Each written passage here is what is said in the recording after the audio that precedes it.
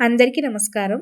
ఆషాఢ మాసం మొదటి శుక్రవారం లక్ష్మీదేవిని ఏ విధంగా ఆరాధన చేసుకుంటే సంవత్సరం మొత్తం లక్ష్మీ కటాక్షం సంపూర్ణంగా ఉంటుందో ఈ మినీ వ్లాగ్‌లో తెలుసుకుందాము. అయితే చాలామంది శ్రావణ మాసంలో వచ్చే శుక్రవారాలు మాత్రమే లక్ష్మీదేవిని ఆరాధన చేస్తూ ఉంటారు.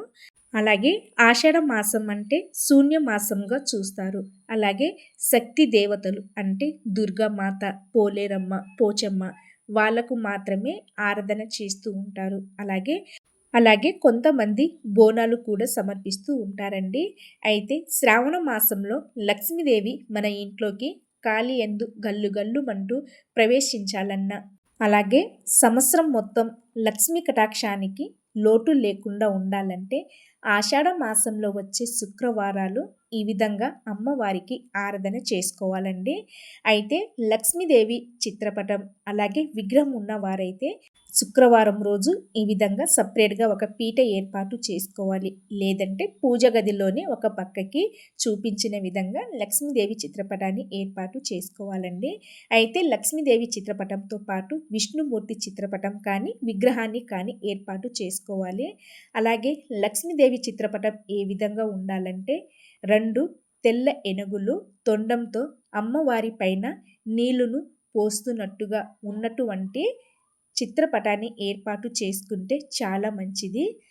ఆ తర్వాత లక్ష్మీదేవి చిత్రపటం కానీ, విగ్రహం కానీ ఈ విధంగా ఏర్పాటు చేసిన తర్వాత మొదటి శుక్రవారం కాబట్టి స్వర్ణలక్ష్మి దీపాన్ని వెలిగించాలి. అయితే లక్ష్మీదేవి చిత్రపటం ఉన్నవారు, విగ్రహం లేనివారు అమ్మవారిని ఏ విధంగా ఆరాధన చేసుకోవాలంటే పసుపుతో మనం చిన్న గౌరమ్మను చేసినట్టుగా లక్ష్మీదేవిని పసుపు ముద్ద చేసి అమ్మవారిగా భావించి ఆరాధన చేసుకోవాలండి. 4 శుక్రవారాలు 4 సార్లు చేసుకొని అమ్మవారిని అందులోకి ఆహ్వానించి షోడశోపచార పూజనైతే చేసుకోవాలి.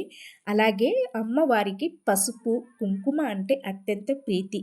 అలాగే పసుపును స్వర్ణం అంటే బంగారంతో సమానంగా పోలుస్తారు. కాబట్టి బంగారంలోను అలాగే కుంకుమ, పసుపులో నిత్యం లక్ష్మీదేవి స్థిర నివాసం ఏర్పాటు చేసుకుని ఉంటుంది. కాబట్టి మనం పసుపుతో తమలపాకు పైన చిన్న ముద్దలాగా చేసి 5 కుంకుమ బొట్టు పెట్టాలండి.